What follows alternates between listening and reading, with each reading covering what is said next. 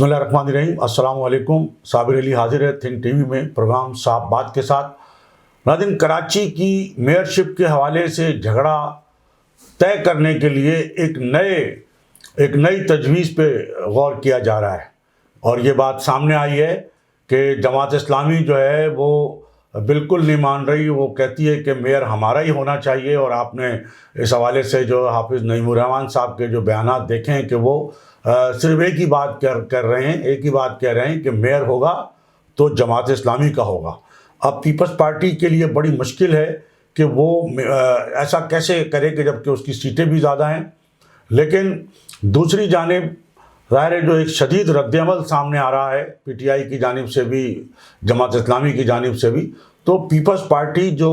حکومت سندھ میں بھی ہے وہ بڑے ایک آزمائش میں لگتا ہے کہ وہ کا شکار ہو گئی ہے کہ آخر وہ کرے تو کیا کرے.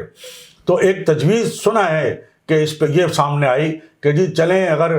کراچی میں ایسا کرتے ہیں کہ کراچی کی تقسیم کر دیتے ہیں. کراچی میں 2 میئر ہو جائیں گے، ایک پیپلز پارٹی کا ہوگا، ایک جماعت اسلامی کا ہوگا. جو آدھے جو شہری خاص طور پہ جو علاقے ہیں وہاں کا میئر جو ہے وہ جماعت اسلامی کا ہو جائے، اور جو مضافاتی یا کیماڑی اور اس طرح کے جہاں سے پیپلز پارٹی جیتی ہے وہاں کوئی پیپلز پارٹی کا میئر ہو جائے. تو یہ اس حوالے سے جب خبریں گردش کرنے لگی، اور آج جب کہ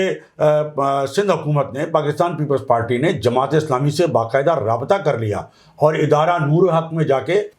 صوبائی وزیر محنت سعید غنی صاحب کی قیادت میں جو ہے وہ ادارہ نور حق پہنچا ہے. سعید غنی کے ساتھ صوبائی وزیر توانائی امتیاز احمد شیخ اور نجمی عالم جو کلفٹن کی یو سی سے کامیاب ہوئے ہیں، اور کہا جاتا ہے کہ وہ پیپلز پارٹی کی جانب سے میئر کے امیدوار بھی ہو سکتے ہیں. تو یہ بہرحال وقت تھا جہاں ان کی ملاقات جو ہے حافظ نعیم الرحمان اور جماعت اسلامی کے جو دیگر ذمہ داران ہیں ان کے ساتھ ہوئی، اور ایک مشترکہ پریس کانفرنس بھی ہوئی. بظاہر تو یہ کہا سعید غنی صاحب نے کہ دیکھیے جی ہم تو حکومت ہیں،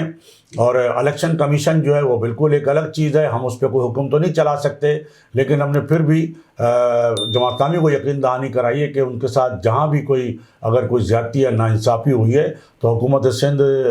قانون اور آئین کے دائرے میں رہ کے جو بھی کچھ ہو سکے وہ کرے گی. اور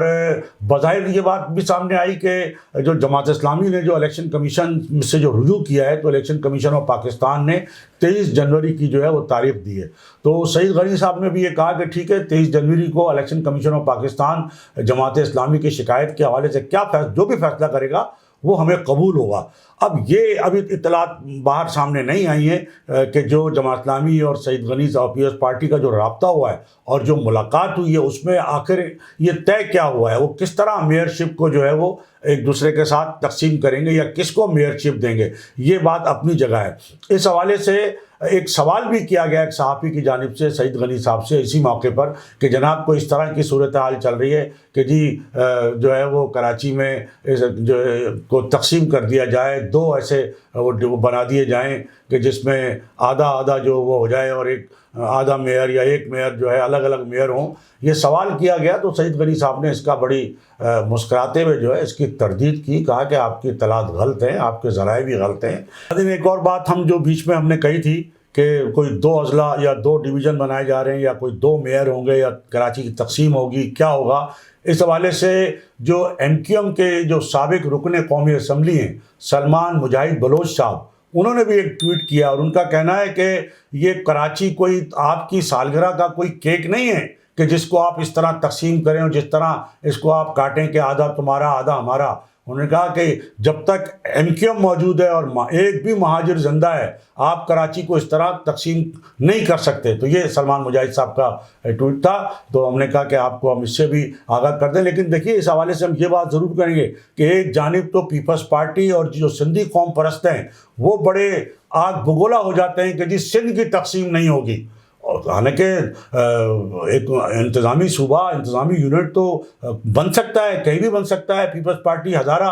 صوبہ بنانے کو تیار ہے، جنوبی پنجاب صوبہ بنانے کو تیار ہے، اور بھی لوگ تیار ہیں، پی ٹی آئی بھی تیار ہے، نون لیگ بھی تیار ہے. لیکن اگر تیار نہیں ہوتے تو کراچی میں اگر کوئی ایک انتظامی یونٹ الگ سے بن جائے اس کے لیے تیار نہیں ہوتے، لیکن اب یعنی سندھ کے اندر، لیکن اب کراچی کی تقسیم کی باتیں ہو رہی ہیں، اس کے لیے وہ تیار نظر آتے ہیں یا نہیں بھی نظر آتے ہیں، لیکن یہ اس طرح کی چیزیں ہو رہی ہیں۔ اب دیکھنا یہ ہے کہ آئندہ کی اس حوالے سے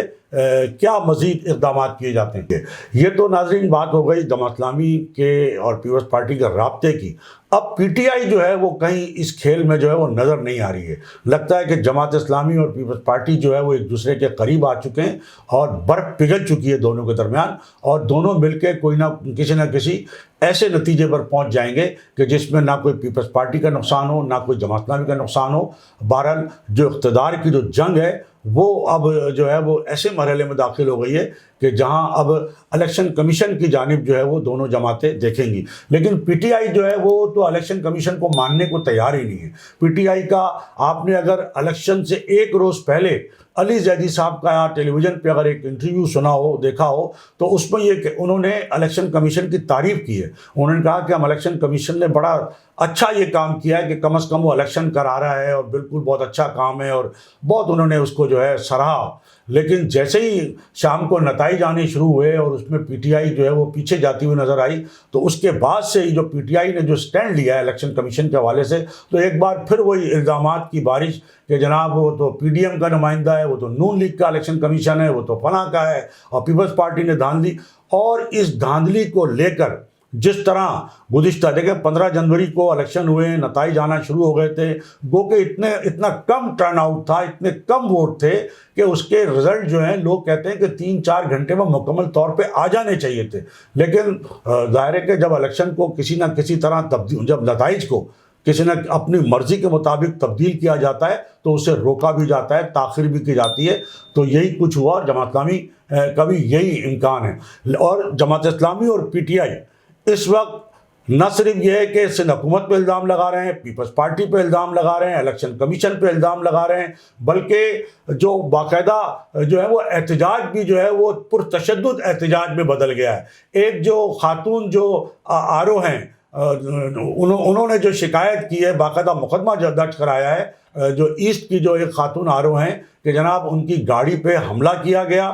جس کی وجہ سے ڈرائیور زخمی ہوا، وہ بچ گئیں، اور پولیس وہاں جو اہلکار تھے انہوں نے ان کو جو ہے بمشکل بچایا ہے۔ تو ان خاتون نے جو مقدمہ درج کرایا اس میں جماعت اسلامی کے 14 جو کارکنان ہیں ان کو نامزد کیا، اور 300 دیگر جو افراد ہیں ان کو نامزد کیا ہے۔ اسی طرح جو کیماڑی کا جو ڈپٹی کمشنر کا دفتر ہے وہاں بھی حملہ کیا گیا۔ ہم نے آپ کو کل بھی بتایا تھا کہ وہاں بڑا تصادم ہوا ہے پیپلز پارٹی اور پی ٹی آئی کے کارکنوں کے درمیان۔ وہاں خود سابق وفاقی وزیر جو ہے وہ علی زیدی وہاں پہنچے تھے، اور ایک ویڈیو وائرل ہو رہی ہے کہ جس میں علی زیدی صاحب پی ٹی آئی کے کارکنوں کی گروپ کی قیادت کر رہے ہیں، جو ڈی سی آفس پر باقاعدہ دروازہ توڑ رہا ہے، شیشے توڑ رہا ہے، اور دروازے توڑ کے اندر داخل ہو رہا ہے۔ یہ ویڈیو وائرل ہو رہی ہے۔ اسی دوران ان کا جو ایک کارکن ہے وہ بھی زخمی دکھایا گیا ہے، جس کے سر سے خون بہہ رہا ہے۔ تو ظاہر ہے وہ جو شیشے ٹوٹ رہے تھے اور جو توڑ پھوڑ ہو رہی تھی اور جس طرح کی ہنگامہ آ رہی تھی، وہاں کوئی پیپلز پارٹی کا کارکن تو نظر نہیں آیا۔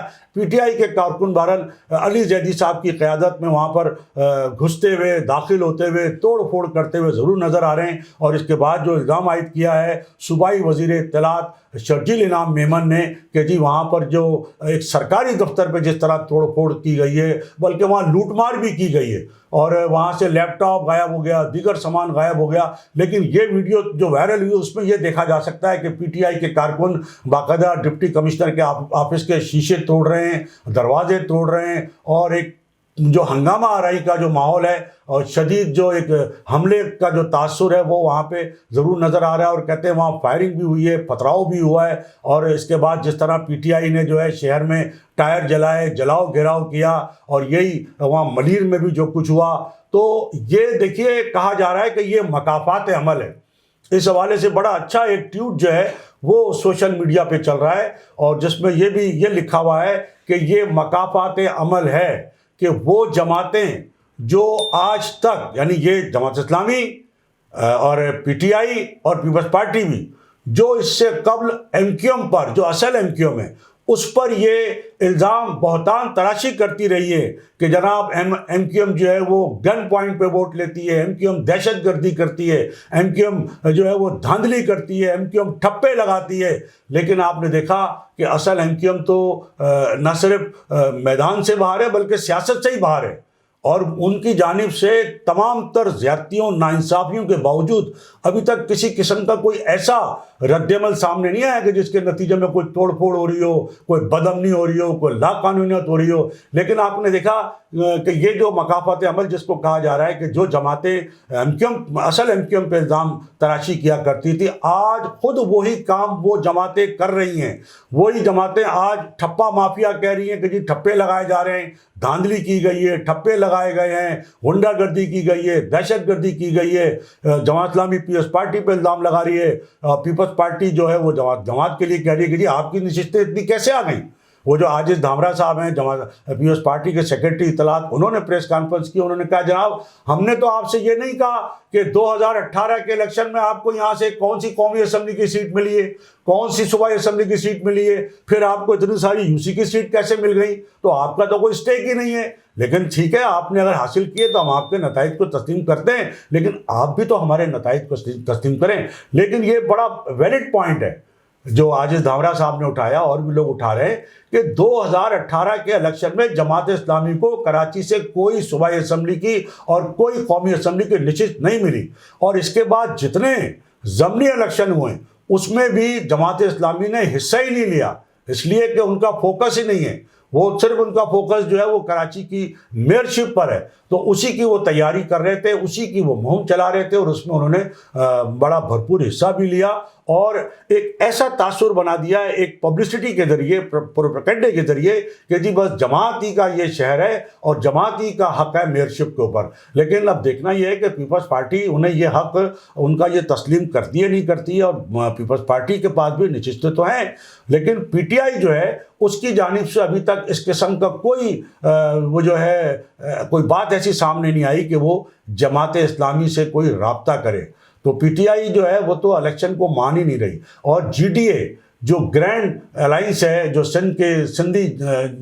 جماعتوں کا جو اتحاد ہے، اس کی جانب جی ڈی اے کی جانب سے بھی ایک پریس کانفرنس میں یہ کہا گیا ہے کہ جناب الیکشن کمیشن نے دھاندلی کی ہے، پیپلز پارٹی نے غنڈہ گردی کی ہے، ٹھپے لگائے گئے، اور اس الیکشن کو کالعدم قرار کیا جائے. نہ صرف جی ڈی اے کا یہ مطالبہ ہے بلکہ پی ٹی آئی کا بھی یہ مطالبہ ہے کہ ان الیکشن کو کالعدم قرار دیا جائے. ہم تو یہ کہتے ہیں، بلکہ اور لوگ بھی کہہ رہے ہیں کہ اگر جماعت اسلامی کو اگر یہ شکایت ہے کہ پیپلز پارٹی نے دھاندلی کی ہے اور ٹھپے لگائے ہیں اور پیپلز پارٹی ان کے ساتھ ناانصافی کر رہی ہے، تو پیپلز پارٹی بھی اس مطالبے میں شامل ہو جائے کہ ان الیکشن کو، بلدیاتی الیکشن کو کالعدم قرار دیا جائے اور دوبارہ الیکشن کرائے جائیں. اگر واقعتاً جماعت اسلامی کی سپورٹ ہے عوام کے اندر تو اس کو وہی کامیابی ملے گی